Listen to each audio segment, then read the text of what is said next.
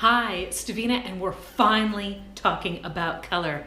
I love incorporating lessons about color into a variety of different classes and activities because color is such an intricate part of our lives and we don't even realize how much it connects to everything else in not just the world but the universe, from physics with particles and waves, energy, chemistry with photosynthesis, anatomy with genetics and perception, sociology with social constructs, anthropology, linguistics, literature, philosophy, symbolism, and of course, art. So, with color being such a big thing in our lives, I have to tell you, color doesn't exist. It's not real. I know. After that huge list, how could something not be real? Well, I'm gonna explain that. At the end of this video, I'm gonna have 2 quick art projects that you can do with students, and you can incorporate it into talking about physics, or talking about genetics, or talking about social constructs, or talking about symbolism, or literature. It could go any way you like. There's even some interesting theater stage techniques that this can go into, but first we're gonna have a bit of story time lecture about how color is amazing and also not real at all. So look at my shirt. My shirt is yellow to me, and it's probably yellow to you. It might be yellow to the person next to you, but are we seeing the exact same yellow? I don't know. We might not be, but we can all agree that maybe this shirt is yellow, sort of? Okay, so why is my shirt yellow? Well, the light from outside is coming in and hitting my shirt, and my shirt is absorbing every other color and bouncing back yellow. It's like a weird sort of mirror where it absorbs all of the red waves and the blue waves and the green waves and such, and the only thing it's giving back is yellow. Maybe with some other colors, there might be a little bit of red also bouncing back, but that's how objects that have a pigment work, is the light comes in and reflects back out, and if it gets captured, then those colors don't get seen. It's only what gets reflected back. That's why the blackest black that you can usually achieve is velvet, because it's got all of these little hairs sticking out, and when the light penetrates in, it gets trapped and can't escape out again. If you ever get a chance to check out some black butterfly wings under an electron microscope, not only do they have the little hairs of scales on their wings sticking out, but those scales have reverse scales going back in the other direction, so that any light that comes in, when it tries to bounce back out, gets caught in all of those reverse hooked scales that are on the wings. Now, why do butterflies have the blackest black? I don't know, but they do, and that's really cool. So that's an interesting sciencey thing. Okay, so if that's the case, then we've got no problems. We understand that there's 3 primary colors. They are red, yellow, and blue. And if you combine those pigments in certain levels, you will get, if you combine red and yellow pigments, you will get an orange. If you combine yellow and blue pigments, you will get a green. And if you combine red and blue, you will get a purple. Ta-da! Simple, right?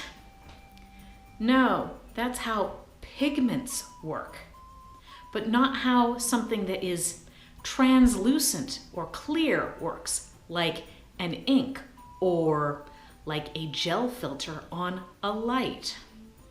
So here's where it gets into theater. You see, in theater, you can have a red filter, a blue filter, and a yellow filter.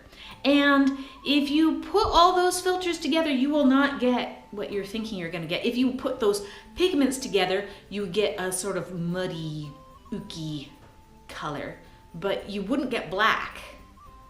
You get a, well, muddy, ooky color, which is awesome if you're doing landscapes, by the way, but not so awesome if you're trying to get black. So, what about black? Well, go to your printer. That's right, go to your printer. And what colors does it say it has? Because this is inks. These are translucent. Well, instead of red, yellow, and blue, they have magenta, yellow, okay, friend of ours, we already know yellow, and cyan, and K, which is black. Okay, well, magenta, if you combine magenta and yellow, you get red. So if you have theater gels and you take a magenta theater gel and a yellow theater gel and you overlay those two beams of light, you will get red. Cool, huh? We've just taken two colors and made a primary color. That's how light is different from pigments. All right, so now we take the yellow and we take our cyan and we put those together and we get a green, not blue, we get a green. So not a primary color, a different color, a secondary color, okay? And when you combine magenta and cyan, you get, not purple, you don't get purple, you get blue. Whoa, so with magenta and cyan and yellow, you can make the primary colors red and blue. You're not supposed to be able to do that, according to elementary school primary color rules. But remember, in primary school, you're usually working with acrylic or tempera paints. So because of that, you're working with pigments, not with light and not with inks. So that's why in inks, which allow light to pass through them, that are translucent, much like theater gels on lights are translucent, because the light is passing through them. That's how that works. Now, remember how if you have the yellow, magenta, and cyan, the other colors that get made are red, blue, and green? You can't do this if you've got an LED display. But if you've got one of the old cathode TVs, I believe they're called, and you go up really close to it. I was a child of the 80s, so I've done this before. If you get really, really close, you will see that there is a red bar, a green bar, and a blue bar, all really close to each other. And depending on which one of those is lit up the most, it will make a color for you. Guess what?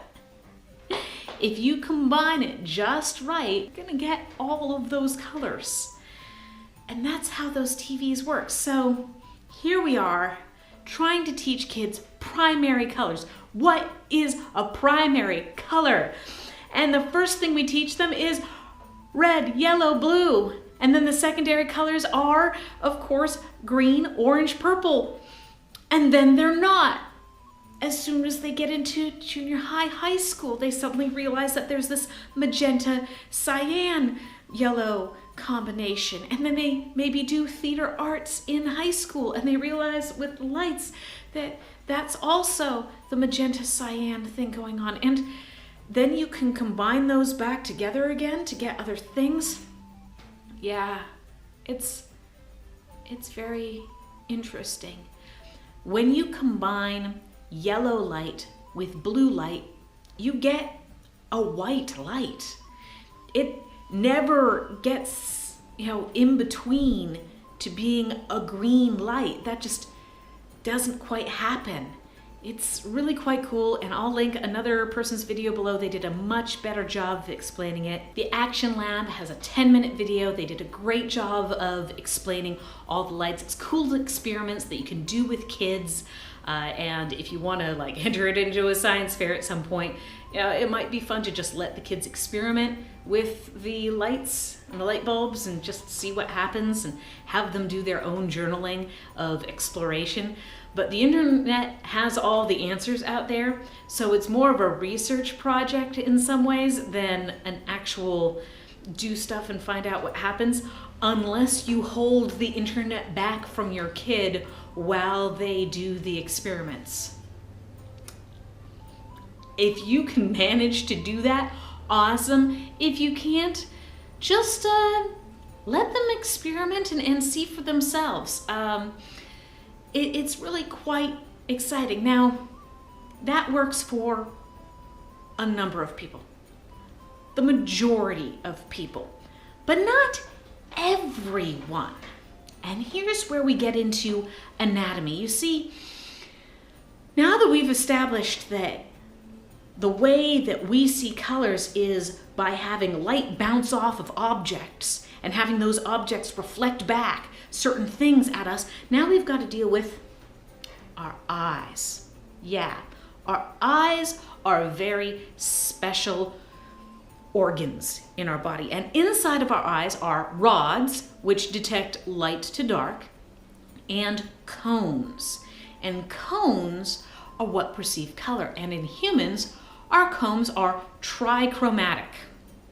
That's right, trichromatic. Now, we've already talked about the whole red, blue, yellow thing, or magenta, cyan, yellow thing. So obviously yellow is very important to our eyes because whatever of those tri things that our eyes are actually doing, we see them. But not everyone and not everything sees like us. There's a number of animals in the world that are dichromatic. I believe horses or maybe cattle are dichromatic, and they only see colors in the yellow to blues range. Reds do not show up for them. They just don't. And you can look at video filters that will make that happen, where you just kind of erase all of the red tones in something, and to us it makes images look kind of flat, maybe, or just strange, because we're not used to that. But in other ways we are. You can force your eyes into a bichromatic state for a short period of time.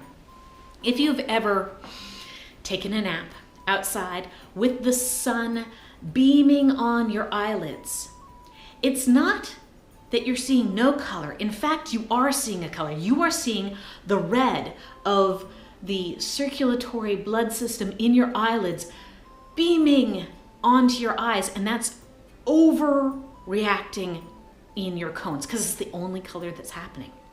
And because it's the only color that's happening, those are being so stressed out that they are burning out. Not permanently, they're just overstimulated. And then when you open up your eyes, everything kind of has a weird look to it, and you kind of feel maybe a little bit sick and queasy and nothing quite looks right. Well, that's because your cones need to recover from being over bombarded, because the blues and the yellows, they weren't seeing anything, so they were wide open looking, and the reds were like, oh, we're seeing too much. So yeah, you can make yourself temporarily be bichromatic. There's other cool techniques that you can do where you take like a reverse coloration of the American flag and you stare at it for 30 seconds straight, and then you immediately look to a white wall and you will see the correct coloration of the American flag. That's a really popular one. So those are ways of tricking your eye into seeing in a different way. But there's people who see that way all the time. Here's where we get into genetics, and this is really fun once you get into talking about genetics in junior high or high school, where you talk about the attached earlobe and things that are hereditary and passed down through generations. I have an uncle who's colorblind. He's an amazing artist and also a retired architect. So he was still able to do a wide variety of things with his colorblindness, and he's good. really good. I've seen some of his stuff, like, from back when he was in school, and, that stuff got left at my grandmother's house, and I got to look through it, and it was really awesome. He does not have the most common form of color blindness, which is the red-green shift. He instead has a blue spectrum shift, where greens, blues, and purples kind of all are more of an intensity than the colors the average person might perceive that way. But my uncle perceives it differently. So for all of you who are watching, who happen to be part of the special group that are what a lot of people call colorblind, you're just seeing things different because the cones in your eyes are different, and that is heredity. It is passed from generation to generation, but it usually only shows up in men. Why is this? Well, chromosomes come in X and X, or X and a Y, and that little tail on the second X that is missing on the Y chromosome, that's where on the first X, if there's something going on there, you might have a colorblind trait. Now, in two X's, it's very unlikely that one X and one X will both have that colorblind trait to them. You would have to have a father who is colorblind and a mother who is carrying the colorblind trait, and they have a daughter who has two X's that both happen to have the same colorblind trait on them. But that's super rare. Doesn't happen often. It's more likely that a mother who sees color like the average person and who has, a partner who sees color as the average, as the father, they have a colorblind son because the mother had one of her two X chromosomes with that little colorblind trait in it. And so it got passed on to the son. So my uncle is colorblind, but my mother is not. My grandmother is not colorblind, but her brother was. So she inherited that from her mother, and we don't know how far back that might go. Now, my mother had two daughters, me and my sister. Neither of us knows if we are carrying that colorblind trait. We might be, if my mother inherited it from her mother, but it's possible that she didn't. How will we know? Well, my sister had a son, but my nephew is not colorblind. That still doesn't mean that my sister is not a carrier of that gene. She might be.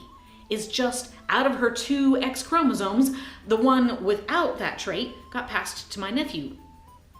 Maybe, if she has that trait at all, if my mother inherited that trait and passed it to her. What about me? I don't know. I might carry that trait. I might not. But because I'm aware that I have an uncle who has that trait, an uncle on my mother's side of the family, and that I know that my grandmother's brother also was colorblind, I am aware that if I have a son, there is the possibility that that son could be colorblind.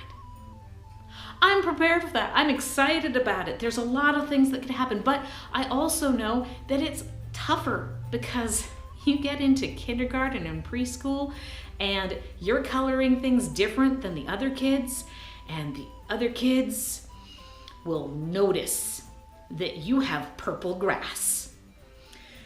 And they will tell you that that is not how the world is. Well, it's not how the world is for them, but might be the way the world is for the kid who sees in a special way. So, I suggest that if you are particularly in a young educational setting, that you explain that everyone sees color differently, and it's okay to experiment. And if you notice that you have particularly a young male student who loves art but happens to be coloring things slightly different, it may be something passed on in the family. You might want to talk to the parents about it. Don't fail the child just because they pick up the green ball instead of the red ball, or pick up the blue ball instead of the purple ball. They might just be seeing differently than you do. I'm going to take a quick moment just to focus in on visible light and short wavelengths to long wavelengths in how we understand the universe so far. So in this picture, you can see visible light is just a very small band right there in the middle between infrared and ultraviolet. And yeah, it goes red to violet. There are some animals that can see further in, either to the ultraviolet range or the infrared range. Behold the mantis shrimp, the undisputed Earth champion of optical abilities. However, we don't actually understand how they see those other colors. We just know that they do, which makes things kind of interesting when you think of possible life on other planets, as many kids do. If you're looking at our light spectrum, then you go into ultraviolet. After that are X-rays, gamma rays, and cosmic rays. Now, I understand ultraviolet. I need to put on sunscreen so that I don't get a sunburn. I understand X-rays. I've had to have those done for my teeth, and if anyone's ever had a broken bone, you know what those are. Gamma rays, I think that's what made the Hulk. Cosmic rays, they're a thing. You know what? If I was in contact with one of my friends who does radio telescopes, he'd probably tell me more about short wavelength things from space. On the other end, we've got infrared. Okay, I know about infrared cameras and night vision, stuff like that. Microwaves, I've got one of those in my kitchen. Radar, I watched the TV show MASH. Radio, I listen to that. And then broadcast band. Well, I think the radio is actually split FM. Then there's the broadcast band, which is like CB radios. And then there's the AM band, which makes it interesting that these are all in the same spectrum as visible light. And yet, some of these things we can't see. So it's just really interesting to think about that we see this one narrow band. And if you think of the expansiveness of the universe, if there is other life out there, maybe they don't see things like we do. Maybe they can see microwaves or radar or radio. Maybe they can see X-rays and gamma rays and cosmic rays. And maybe they don't see what we consider visual light. It's just fun stuff to think about, as you do. So we've talked a little bit about individual perceptions of color. Now let's talk about societal perceptions of color. And I'm going to start with that when it comes to language, because the way we speak about things changes the way we think about things. This is pretty heavy psychology and linguistics combined into one thing. So you might want to talk about this in elementary school, but I would encourage it to be more of a junior high, high school thing. If you have the pleasure of reading a translation of Homer, I recommend Emily Wilson's translation, of course, but that's just my personal preference. You will notice something interesting about how they describe the sea. It's not a blue sea.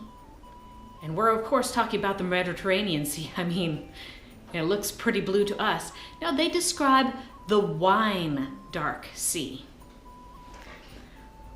That's an interesting choice in color. In fact, throughout Homer, the translation of the word blue never shows up.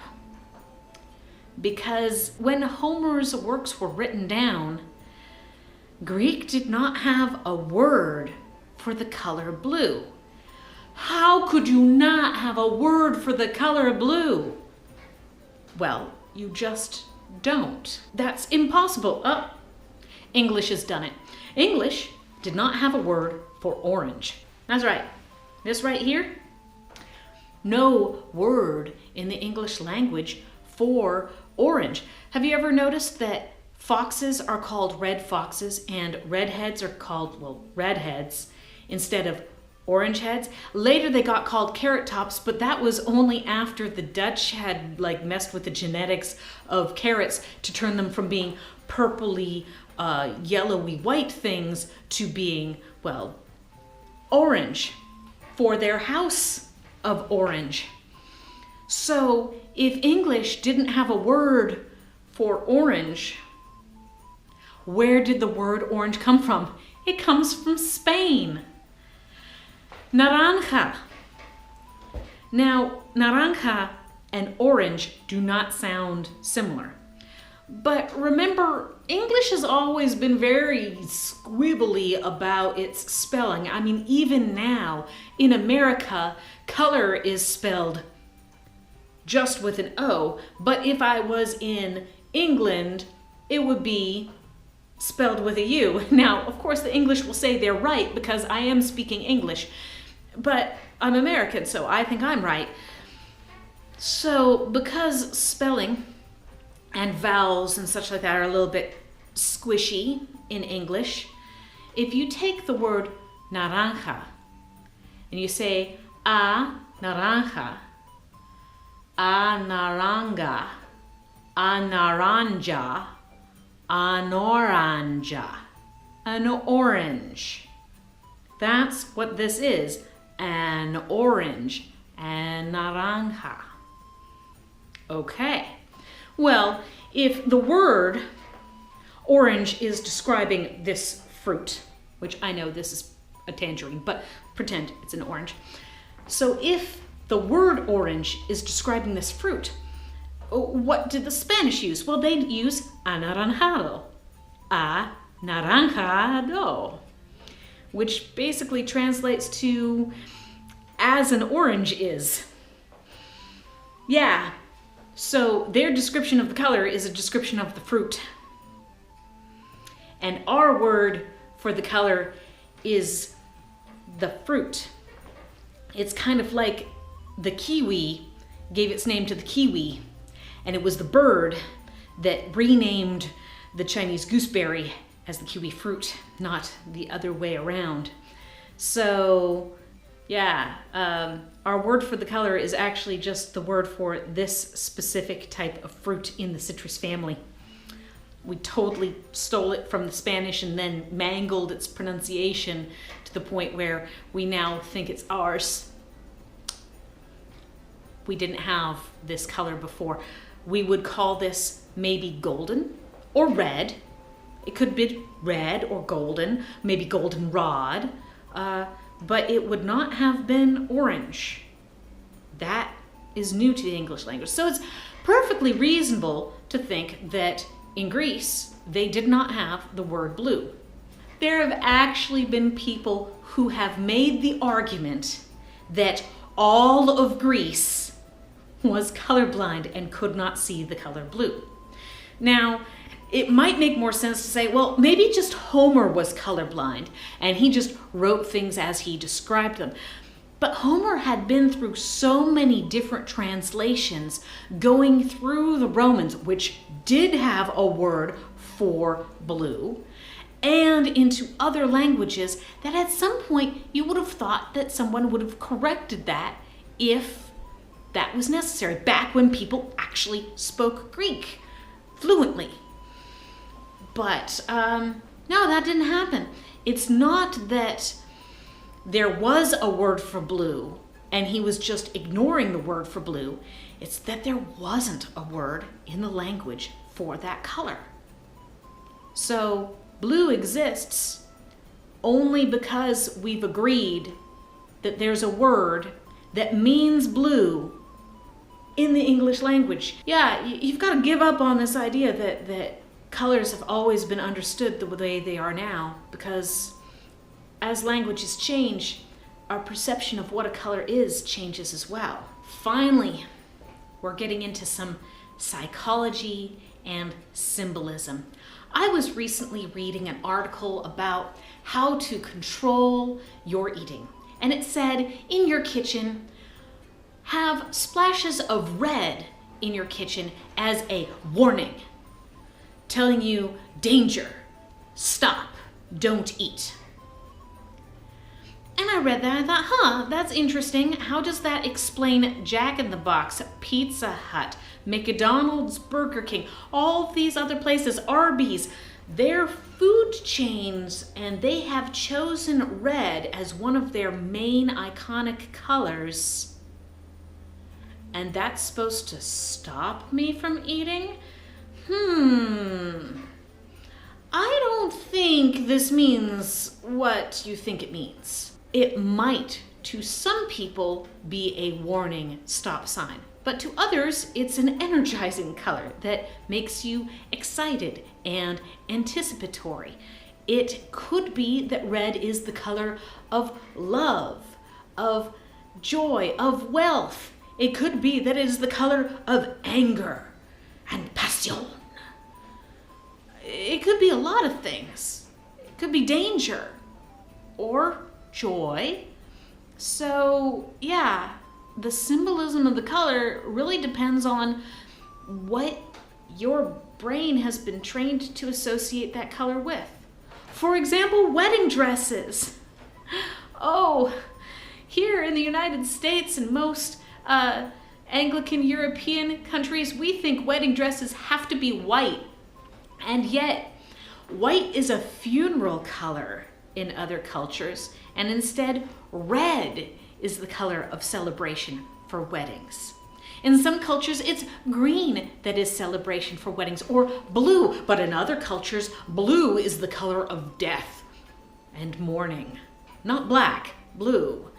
So, yeah, what your culture and your society has agreed on as the symbolism and meaning of a color changes the way you feel and think about a color. So, colors could mean anything, and they do mean stuff, but different things to different people from different places. They do come from interactions of energy, light hitting objects, but if you take that light away, a yellow shirt feels exactly like a blue shirt no matter what you do. It's not tangible, it's all perceptions, and our perceptions are not only affected by physical things outside of us, physical things inside of us, but also mental things behind the physical things that are inside of us. So, colors have a lot of meaning, but they're not actually real. And that's super fun to think about, if you like thinking about those sort of things. But maybe that's a bit much, so let's get into an art project. Okay, back when I did that painting stuff with black and white, I talked about shade and tint when it came to value. And tint is actually more than just white with another color. It also can be two colors combining together to tint each other. Now, I have cadmium yellow and cobalt blue. These are considered the most pure yellow and the most pure blue that you can get in pigment paints. Now, you don't have to go with primary colors. You could go with red and green. You could go with purple and yellow. You could go with orange and purple. You could do whatever you like. But what we're going to be doing in this project is to just slowly combine these two colors together to get a variety of different colors in this scene.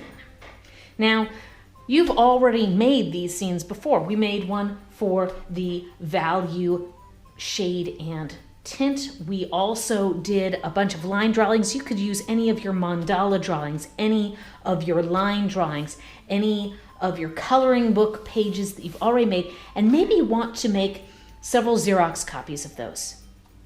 And do one of these where you're just doing it with tint, where you start with white and then you add in another color. And then maybe you want to do another one with shade, where you have a color and then you add in black. And then with the exact same image, maybe you want to take two colors and see how they work together. I'm just going to jump to the straight two colors and do this project. It's really fun. I've done it in a variety of different ways, from making something that looks like a tree or a root to just experimenting with the joy of blending colors. Now, I'm of course using acrylics because they're easy cleanup. You can do tempera paints, that's totally fine, great with kids. I've done that a lot. If that's what you've got on hand, do that. Watercolors are possible, however, I find that they can sometimes bleed into each other's in ways that the artist maybe didn't intend, and that can be frustrating for kids. So I would stay away from watercolors, even though it's cool that you can sometimes wash over the top of a previous layer of watercolor to get interesting layering stuff. I would avoid watercolors because of that. Try to stick with something more pigmented. All right, I'm just going to go at this and enjoy doing the project. It's really just what we did before with the Tint and Shade, only doing it with two different colors. Because I'm starting with such a light color as yellow, I'm gonna start just with that. I'm gonna keep this tube very handy. And I'm also going to color a few things with the blue straight off before I start adding in any yellow, just so that I can have some of each of the pure colors. And then I'm gonna get into the blending. And I'm probably gonna have to get more and more yellow to compete with the strength of that blue.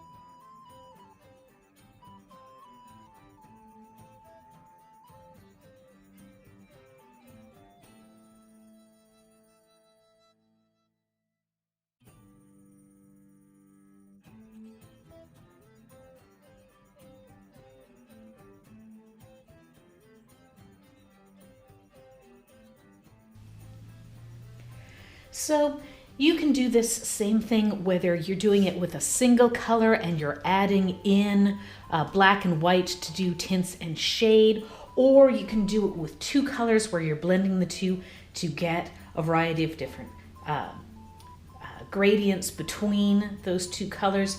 It doesn't matter if you're doing a landscape, an object, or an abstract. This is just a fun activity, so you can adapt this for whatever you've been learning about recently. The next project that I'm going to show you is going to take all that we've learned about color, tint, shade, patterns, line, all of that, and turn it into a single art piece. Now, this lesson I used to teach when I was an art curriculum teacher at elementary schools, and we had a whole bunch of supplies about it. I was in a school district where in elementary school, the 5th and 6th graders raised salmon to be released into a hatchery nearby. And so they had whole units dedicated to fish. All the parts of the fish, the ecosystem of the fish, how the fish develop and go through their entire life cycle, the importance of water quality, all sorts of fishy things. You don't have to use a fish. You could use birds, you could use plants, you could use anything you want. But there's a few rules that you have to have. And one is it's got to be big. Whatever you're doing has to be large. Now, because of time, I could have said, I'm just going to do a little 8.5 by 11. However, you need room to be able to do whatever it is you want to do. Because if you don't have enough space, whatever material you're using to color in with isn't going to really show up very well, and it'll get kind of, mushy and difficult to separate which sections are which techniques. So I'm going to talk through how we set up the fish lesson. First, we've got to define what we're talking about with a fish, because some species that are called fish are not fish. In fact, the word fish is a little bit of a misnomer. We call things fish and they're not anywhere related. There's even a book out there saying that fish don't exist because a starfish is not related to a goldfish, which is not related to a jellyfish, which is not related to a shark. So, in this lesson, we need to have certain parameters. Our fish must have a certain number of fins. They must have a head and a tail. And they must have some sort of defining qualities of their body. A few things will be close, but no cigar. Starfish do not work because they don't have heads or tails or fins. Same with jellyfish. They've got parts, but not all the parts that we need. Some kids will want to do sharks, and sharks do have fins. They have a head, they have a tail, they've got a dorsal fin, and they've got a pectoral fin, and that could work. They even have gills that will separate the head from the body. So most sharks work, but manta rays do not, because manta rays don't have enough parts to be able to fill out this diagram. So we talk about all the different types of fish. Out of all of the things that I used to have when I was teaching this, 12 or more years ago, this is that I could find. And kind of like those projects where kids flip around to put different body parts to different people or monsters or animals, you can do that with your fish and make up a fantasy fish. For this lesson, I'm doing a goldfish because, it's not going to stay just a goldfish. It's going to get fancy later on. But to do this, you're going to first want to outline with pencil. Use an eraser for your extra lines so that you know what you're following. And you begin. You need to have a head. And the head needs to touch one end of your paper. So I'm going to start with this little lip bump. I've got the mouth. I've got an eye.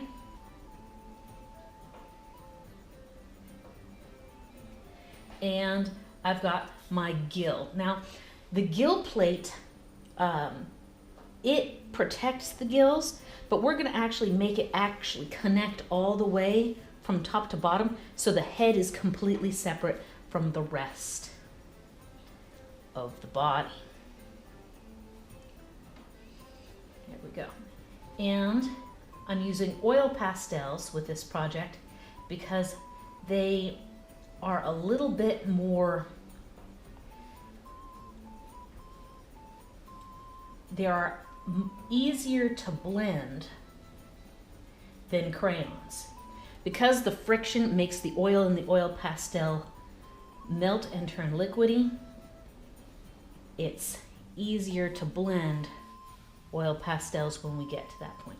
Okay, now we go to the other end of the fish.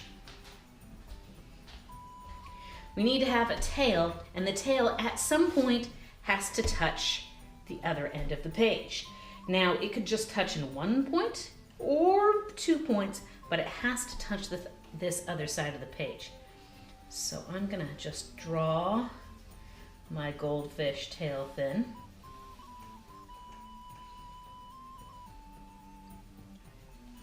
Like that. Okay. Now, we've got to have a dorsal fin and one of the 3 bottom fins. So, dorsal fin on the top. And some fish have 2 dorsal fins. I think some fish have even more than 2. But one of those 2 dorsal fins has to touch the top. So, here we go. Doing the back of my fish. dorsal fin. And then I've got the bottom of my fin. There's a pectoral fin, a pelvic fin, and an anal fin, and the 5th and 6th graders find that hilarious because they know what it is. Younger kids, they don't know, and they probably won't giggle too hard. So, here we go with the pectoral.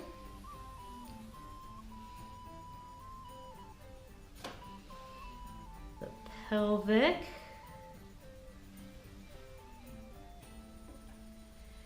And the anal fin.